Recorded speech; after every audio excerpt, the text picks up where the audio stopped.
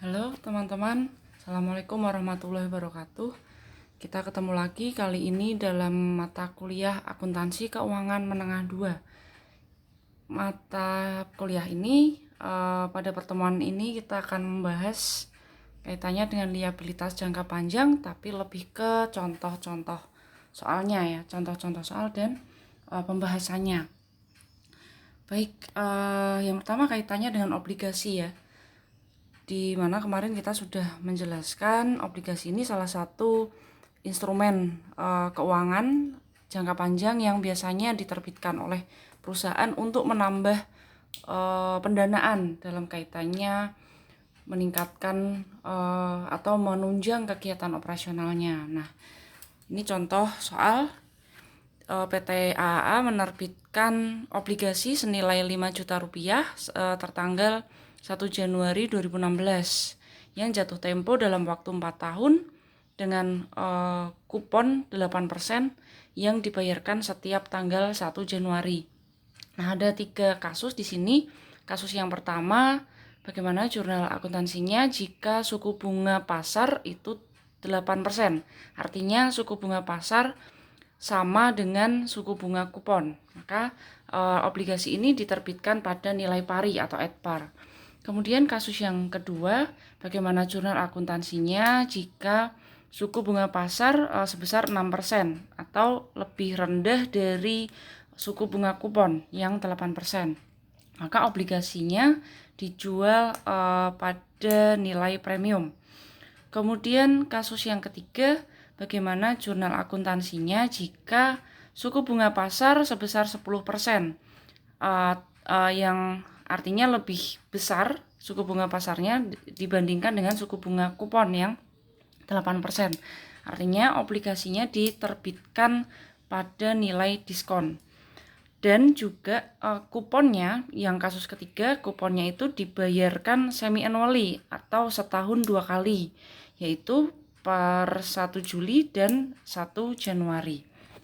Oke, langsung aja yang kasus pertama. Bagaimana jika suku bunga pasarnya sama dengan suku bunga kupon, yaitu 8%. Di sini adalah schedule atau alur pembayaran bunganya. Interest yang atas ya, I itu interest 8%. Kemudian di sini pada saat penerbitan awal ya, Januari 2016. Kemudian bunga yang dibayar setiap periodenya yaitu 8% dikalikan dengan nilai nominal ya. Bunga yang dibayar itu rumusnya adalah suku bunga kupon dikalikan dengan nilai nominal. Berarti I di sini 8% ini bukan suku bunga pasar ya, tapi suku bunga nominal atau suku bunga kupon. Karena sama, jadi kita kalau salah masih nggak kelihatan. Tapi kalau nanti berbeda antara suku bunga kupon dan suku bunga pasar akan terlihat. Nah, 8% dikali nilai nominalnya 5 juta, berarti setiap periode kita membayar sebesar 400.000 sampai dengan jatuh tempo Januari 2020 ya, 4 tahun.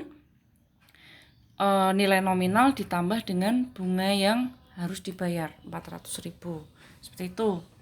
Oke, kemudian perhitungan present value-nya ya, perhitungan nilai sekarang dari dari obligasi yang diterbitkan. Untuk menentukan harga jual dari obligasi ya, harga jual obligasi itu ada 2 unsurnya, yaitu present value dari nilai nominal dan present value pembayaran kupon.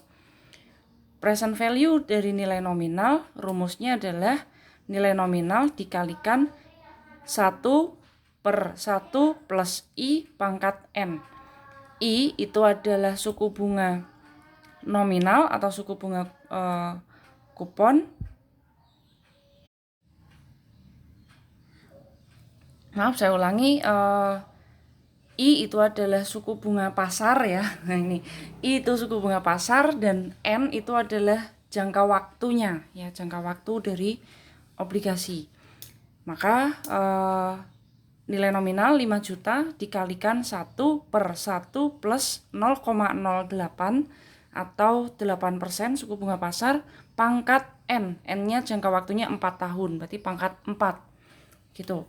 5 juta kali 1 per 1 plus 0,08 pangkat 4, ketemunya 3.675.149 rupiah. Kalau angkanya ada desimalnya atau ada angka di belakang koma, dibulatkan saja ya, dibulatkan. Ingat prinsip pembulatan ya. Kalau di atas 5 berarti ke atas, di bawah 5 itu ke bawah. Kemudian present value pembayaran kupon. Rumusnya adalah bunga yang dibayar ya, yang sudah kita hitung rutin tadi di slide sebelumnya. Bunga yang dibayar dikali 1 min 1 plus suku bunga pasar atau I pangkat min N dibagi I ya. 1 min 1 plus I pangkat min N per I. Tuh. Jadi 400.000 dikali 1 min 1 plus 0,08 pangkat min 4 dibagi 0,08. Kemudian dikali 400.000 ya, hasilnya 1.324.851. Kemudian dijumlah ya antara PV nominal dan PV pembayaran kupon, ketemulah present value atau harga jual dari obligasi. Karena ini suku bunga kupon sama dengan suku bunga pasar, maka present value atau harga jual obligasi sama dengan nilai nominal. Tidak ada premi ataupun diskon. Nah, kemudian jurnalnya pada saat penerbitan awal 1 Januari 2016, jurnalnya kas bertambah di debit dan utang obligasi bertambah di kredit sebesar nilai nominal 5 juta. Kemudian penyesuaian tanggal 31 Desember 2016 harusnya ya, tapi 2017 sama karena nilainya sama, yaitu beban bunga obligasi bertambah di debit, utang bunga obligasi akrual ya, kita akui pada saat penyesuaian utang bunga obligasi sebesar 400.000. Kemudian besoknya pada saat pembayaran per 1 Januari, maka jurnalnya utang bunga obligasi bertambah di debit dan kas berkurang utang bunga obligasi berkurang di debit dan kas berkurang di kredit 400.000. Jadi ini saat mengakui beban bunga akrual, dan ini pada saat pembayaran utang bunganya. Dan itu berlaku setiap periode sampai dengan jatuh tempo.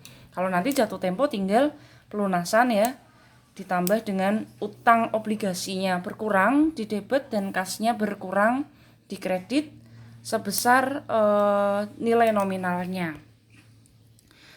Kemudian untuk kasus yang kedua, kalau suku bunga pasarnya lebih rendah daripada kupon. Di sini suku bunga pasarnya kasusnya adalah sebesar 6%. Untuk bunga yang dibayar setiap periodenya itu sama seperti kalau kasus at par tadi ya, karena menghitung bunga yang dibayar adalah suku bunga nominal atau kupon dikalikan dengan nilai nominal. Jadi berapapun suku bunga pasarnya itu tidak terpengaruh. Nah, ini yang berbeda pada saat menghitung present value-nya ya, akan nilainya akan berbeda dari nilai nominalnya. Di sini untuk present value nilai nominal 5 juta dikali 1 per 1 plus 0,06 atau itu suku bunga pasarnya ya, pangkat 4. Ketemu 3.960.468. Terus ditambah present value pembayaran kupon 400.000 ya, 400.000-nya tetap ya teman-teman. Yang dikali dengan suku bunga nominal dikalikan dengan 1 min 1 plus 0,06. Pangkat min 4 per 0,06. Jadi yang di sini ini pakai suku bunga nominal, jangan kebalik ya. Yang di sini pakai suku bunga pasar. Nah, jangan kebalik. Kalau kebalik nanti salah semuanya. Oke. Kemudian dijumlah ternyata karena premium ya, maka nilainya lebih tinggi dari nilai nominal. Untuk harga jual obligasi ketemunya 5.346.510. Selanjutnya kita membuat yang namanya schedule amortisasi premi. Schedule amortisasi obligasi ya. Nah, ada 4 unsur tambah 1 tanggal, berarti ada 5 unsur ya di dalam tabel schedule amortisasi ini.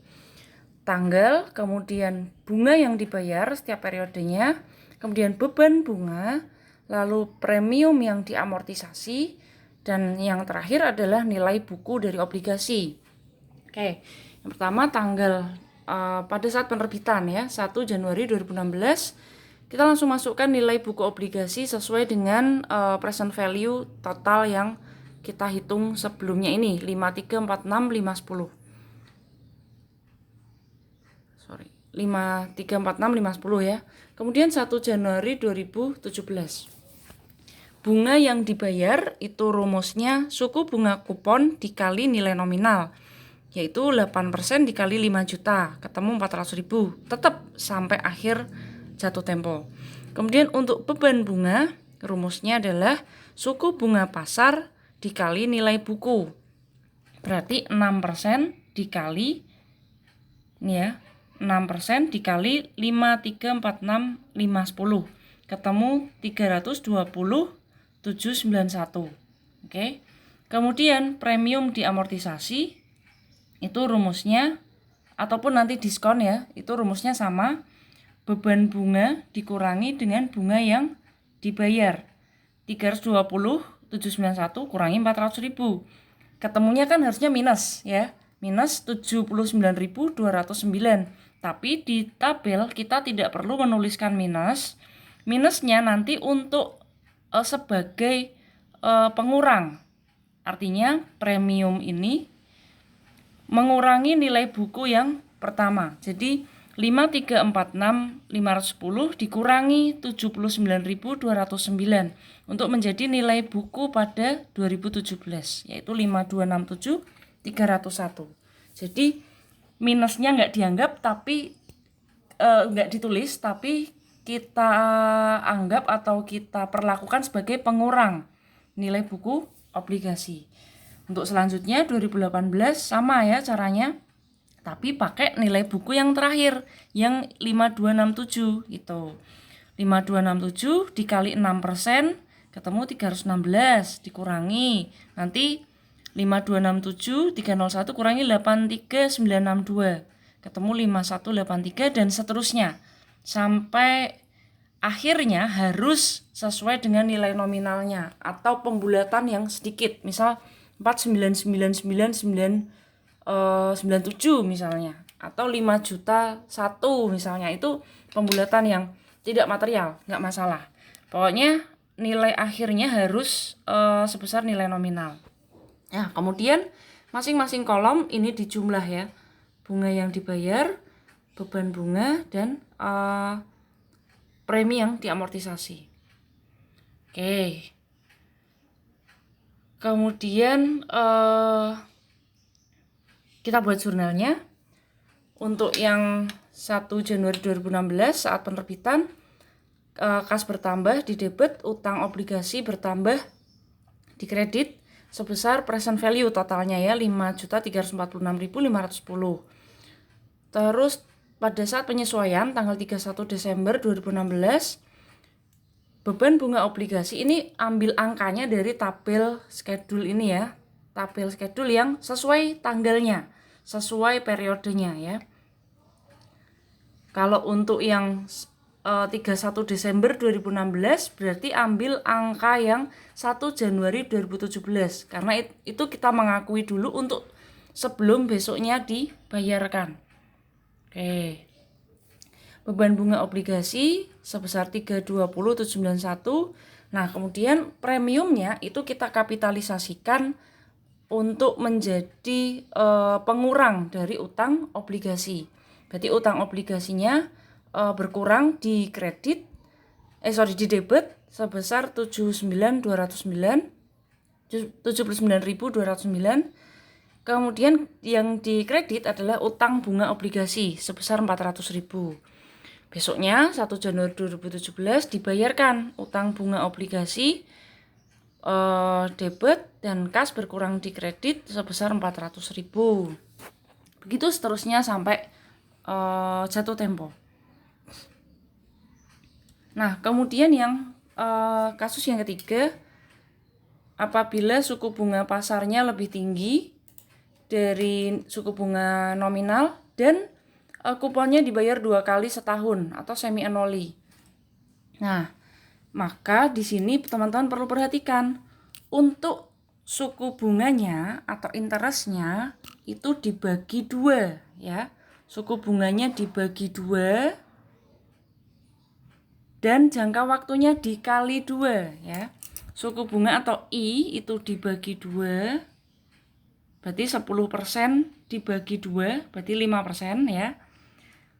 Jangka waktunya dikali 2 berarti 4 tahun dikali 2, 8. Artinya bukan 8 tahun teman-teman, tapi periode pembayaran bunganya menjadi 8 kali. Kalau yang sebelumnya 4 itu artinya pembayaran bunganya 4 kali, setahun sekali. Tapi kalau ini setahun 2 kali, berarti bayar bunganya 2 kali ya, setahun 4 dikali 2, 8 kali. Dalam 4 tahun bayar bunga 8 kali. Yaitu tiap 1 Juli dan 1 Januari. Berarti ini salah. Ini harusnya Juli 16 ini. Juli 16, Januari 17, Juli 17, Januari 18 dan seterusnya. Setiap periodenya bayarnya 200.000 atau 8% dibagi 2. 4% ya kali 5 juta. 200.000 itu dapat dari 4% dikali 5 juta. 4% dapat dari 8% dibagi 2. Oke. Tuh. Terus, nah rumusnya yang ini ya berbeda tadi ya. Kalau yang sebelumnya I itu adalah suku bunga pasar tahunan. Kalau ini suku bunga pasarnya dibagi 2. 10% bagi 2, 5%. Berarti ini ditambah 0,05 ya. Terus pangkatnya itu jangka waktu dikali 2. Berarti 4 dikali 2, 8. Seperti itu. Untuk caranya sama. Nah, ketemunya hasil akhirnya harga jual obligasi ini lebih rendah dari nilai nominal. Berarti obligasi ini diterbitkan dengan nilai diskon. Yaitu ketemunya 4.676.840. Lalu sama kita buat schedule amortisasi. Dan jangan lupa karena bayarnya 2 kali setahun maka schedule amortisasinya lebih banyak ya perhitungannya. Kalau tadi kan cuma 4 kali, 16, 17, 18, 19 sampai 20 lunas. Tapi ini ada Juli ya, Januari, Juli lagi, Januari seperti itu. Jadi 2 kali lipat gitu. Untuk caranya sama teman-teman ya, rumusnya sama. Bunga yang dibayar itu suku bunga kupon dikali dengan nilai nominal. Berarti 4% dikali 5 juta. Kemudian beban bunga itu 5% ya, suku bunga pasar dibagi 2. 5% dikali nilai tercatat atau nilai buku 4.676.840. Kemudian diskon diamortisasi. Caranya sama seperti yang tadi, beban bunga dikurangi bunga yang dibayar. Tapi ini plus ya, hasilnya plus. Kalau yang tadi kan minus, yang premium. Ini plus, artinya menambah untuk nilai tercatatnya. Berarti 4.676.840 ditambah 33.842. Ketemu 4710.682.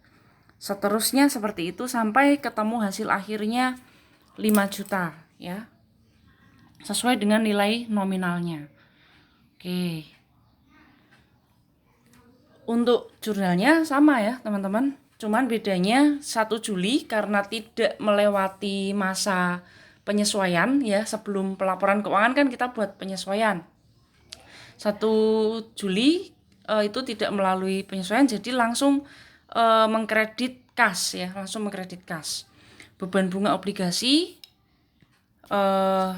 ambil angkanya dari yang 1 Juli 2016 itu.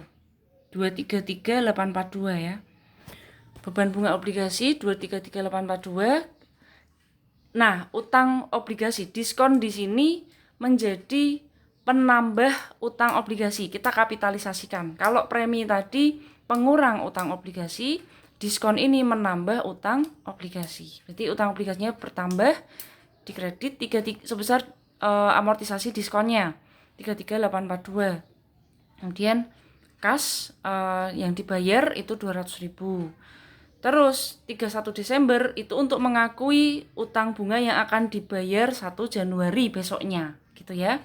Berarti ambil angkanya dari yang 1 Januari 2017 di tabel. Beban bunga obligasi di debit, utang obligasi di kredit, utang bunga obligasi di kredit. Seperti itu sampai jatuh tempo. Oke, kemudian ini ada kasus misalnya walaupun ini jarang ya. Misalnya menyiapkan laporan keuangan pada akhir bulan Februari ini. Pada akhir bulan Februari menyiapkan laporan keuangan. Ini kasusnya yang kasus ketiga ya, kita ambil angkanya. Maka PT AAA melakukan prorata atau pembagian secara rata atas beban bunga sesuai dengan jumlah bulan yang dibebankan.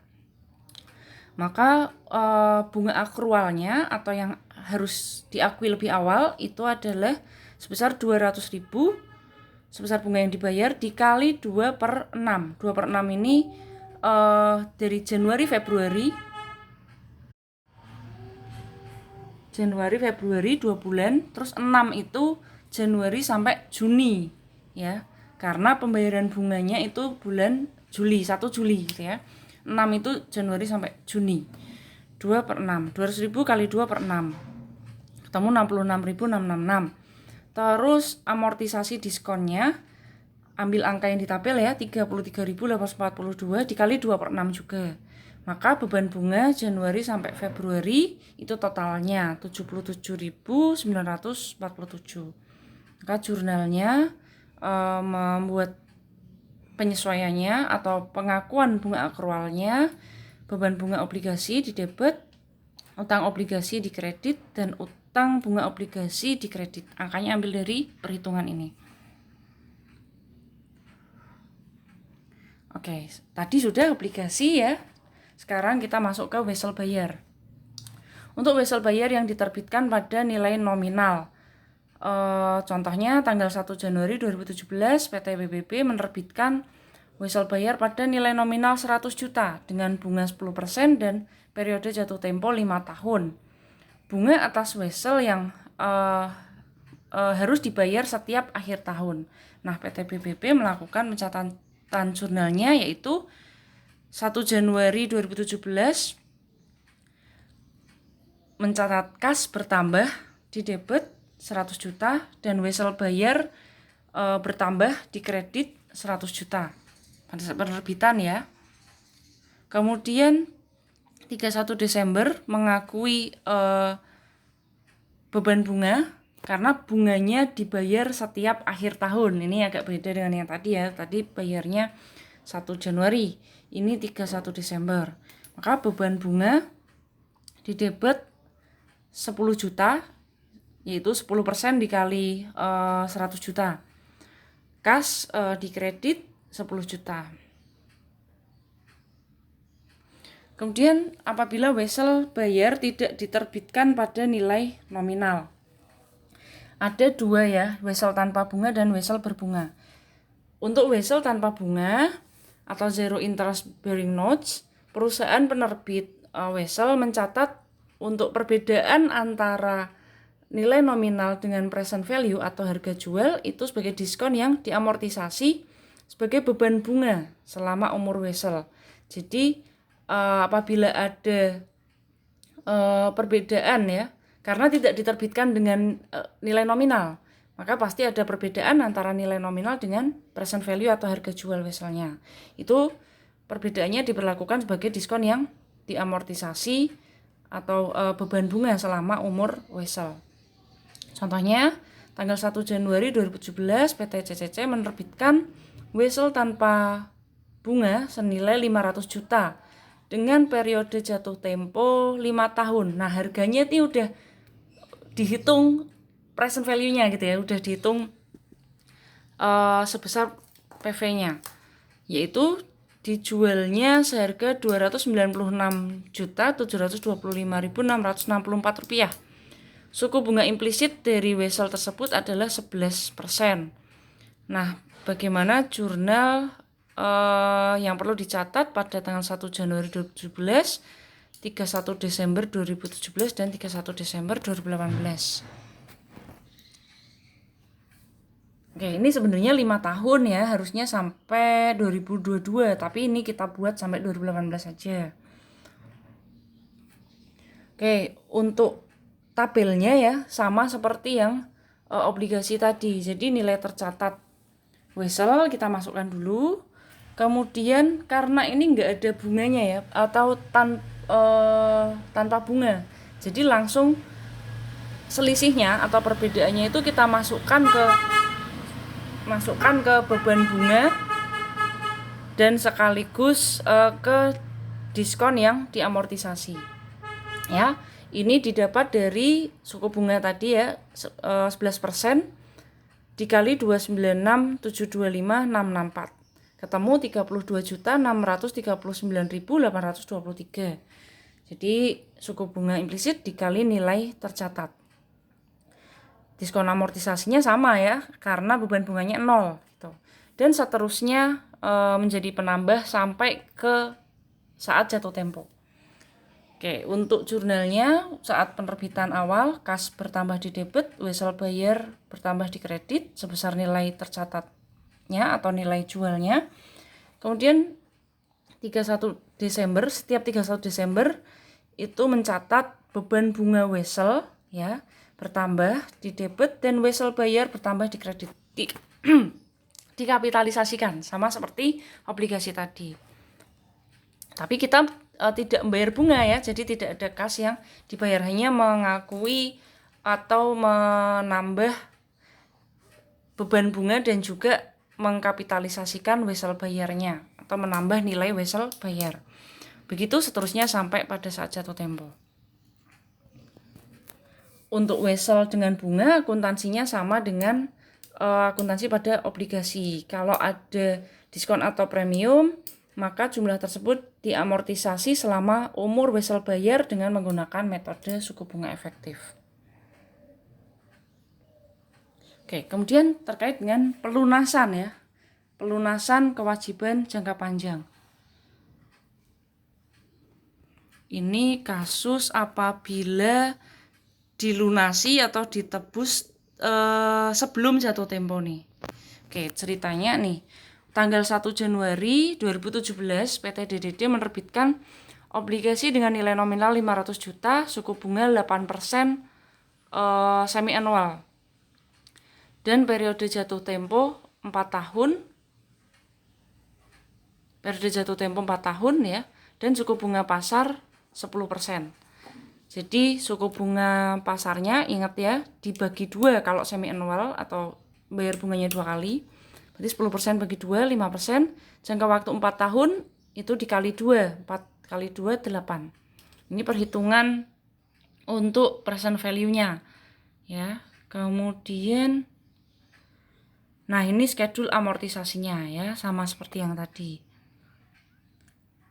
Nah ini kasusnya 2 tahun setelah tanggal penerbitan, yaitu 1 Januari 2019, PT DDD menarik seluruh obligasi pada rate atau tingkat harga 101% dan membatalkannya. Artinya dibeli kembali obligasi yang sudah dijual sebelumnya.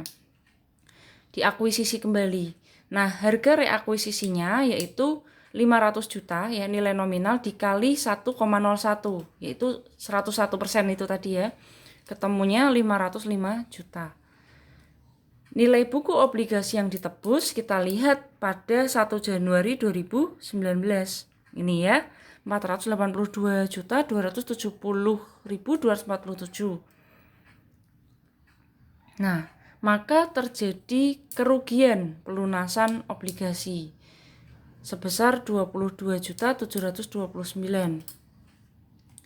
Harusnya nilai bukunya tinggal 482 tapi dibeli kembali sebesar 505 juta. Berarti rugi ya, membayar lebih banyak. Untuk jurnalnya, jurnal pembatalan ini sebesar utang obligasi berkurang di debit sebesar nilai bukunya, kemudian kerugian pelunasan obligasi sebesar kerugiannya, dan kas yang dibayarkan ke investor 505 juta di kredit. Oke, kemudian contoh pelunasan kewajiban jangka panjang dengan menyerahkan aset tetap. Oke, di sini Bank EE meminjamkan uang senilai 500 miliar kepada PT FFF yang kemudian oleh PTF digunakan untuk membangun apartemen.